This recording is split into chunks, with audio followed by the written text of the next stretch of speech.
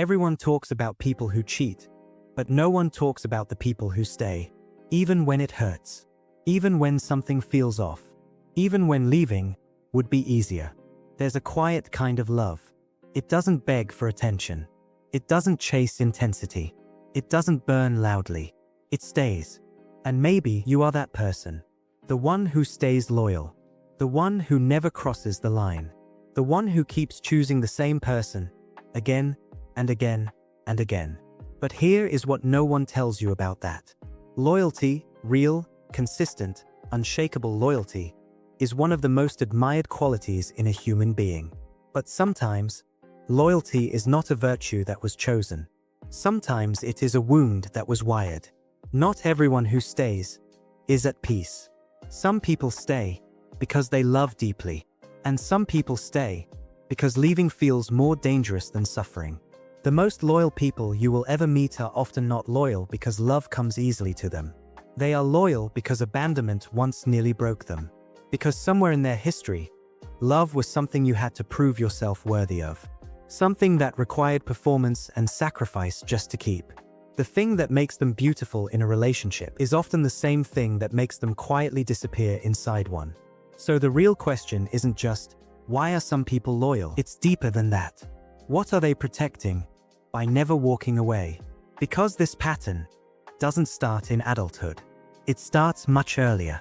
Attachment theory, developed by John Bowlby and expanded by Mary Ainsworth, tells us that the earliest bonds we form with caregivers become the internal template through which we experience all future love.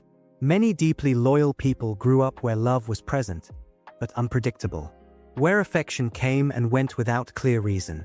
So the nervous system learned something powerful. If I hold on tightly enough, I won't lose them. And that creates adults who don't just love. They cling to stability. Because stability once felt like survival. Most people know fight, flight, and freeze. But the Fawn Response, coined by trauma therapist Pete Walker, is less discussed. And perhaps the most quietly pervasive. Fawning is the survival strategy of appeasement. Making yourself agreeable.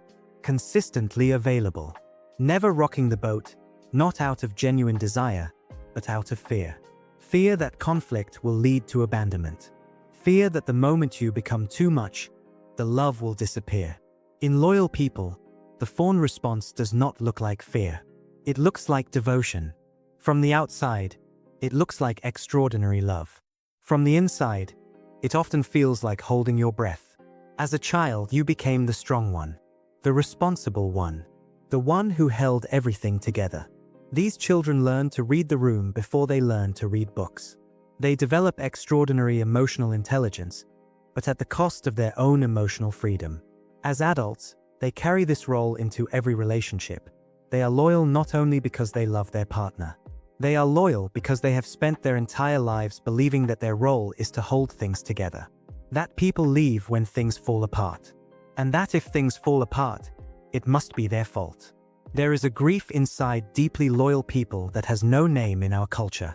Because for every act of loyalty that looks like strength from the outside, there is often a quiet act of self-abandonment happening on the inside. Every time they swallow an uncomfortable truth to keep the peace, something is lost.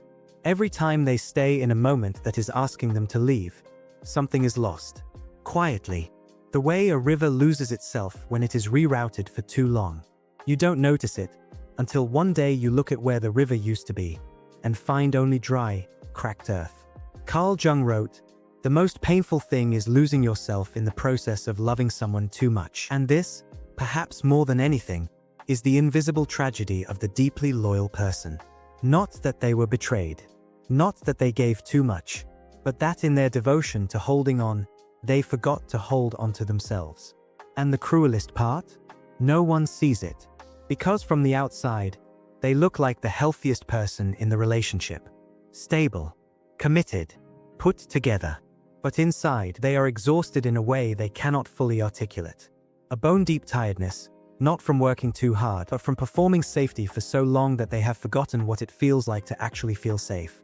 And here is the truth most people don't say out loud. You can be loyal to someone and still be abandoning yourself. You might notice it in small ways. They become adults who are extraordinarily reliable, but who struggle to ask for help.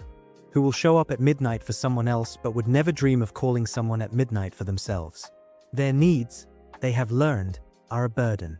So they carry everything alone and call it being strong. They stay in relationships far longer than the relationship deserves. Not because they are blind, but because leaving feels like failure. Because deep down they believe, if they just love hard enough, give enough, wait long enough, the relationship will finally become what they always needed it to be. They become deeply uncomfortable receiving care. When someone shows up for them, something inside them tightens. They say, "I'm fine," before the question is even finished. Because being cared for requires the terrifying act of believing you are worth caring for. And that belief was never fully installed. But here is what matters most. These are not character traits. They are survival strategies. Brilliant, adaptive, once necessary strategies that a small child invented to feel safe in a world that was unpredictable. And the beginning of unlearning them is not discipline, not willpower. It is witnessing. Turning toward yourself with the same quality of attention you have spent your whole life giving to everyone else. Healing begins in the most radical, quietly revolutionary act available to a deeply loyal person, learning to be loyal to themselves. Give yourself the emotional safety you never received. The revolutionary message that your worth does not depend on your usefulness. That you are allowed to take up space, simply because you exist. For deeply loyal people, the shadow is often not darkness, it is suppressed desire. The parts of you that wanted to say no. The needs that got buried so deep they began to feel like someone else's needs. Bringing these into awareness does not make you selfish. It makes you honest. And honesty, real honesty about what you feel and what you need, is the foundation of any love worth keeping. The hypervigilance that keeps deeply loyal people scanning for disconnection, that is not intuition. It is a trauma response. And it can be gently, gradually rewired, through somatic practice, through therapy, through the repeated experience of being in a safe relationship and learning, slowly, imperfectly, that you are allowed to exhale. And finally, you have to learn something unfamiliar. To stay, without disappearing.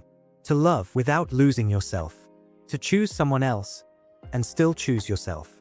Because maybe, real loyalty isn't about never leaving. Maybe it's about never abandoning yourself in the process of staying. Love doesn't ask you to disappear. It doesn't ask you to shrink. It doesn't ask you to endure silently. The problem was never that you stayed.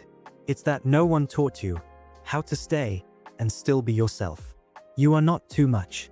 You have never been too much. You were simply too much for people who were not yet enough. The loyalty you carry, that deep, bone-level commitment to love, it is not a flaw. It is not a wound. It is the most extraordinary thing about you. It just also needs to be turned inward. The goal was never to be perfect. The goal was never to be unbreakable. The goal was to be whole. If this made you uncomfortable, don't scroll away from that feeling. It's trying to show you something. Drop a comment. Which part of this finally said what you've been feeling but couldn't name? And if someone in your life carries their love quietly, who gives endlessly and asks for nothing, share this with them. Subscribe to Psychology Space, because some truths, once you see them, you can't unsee them.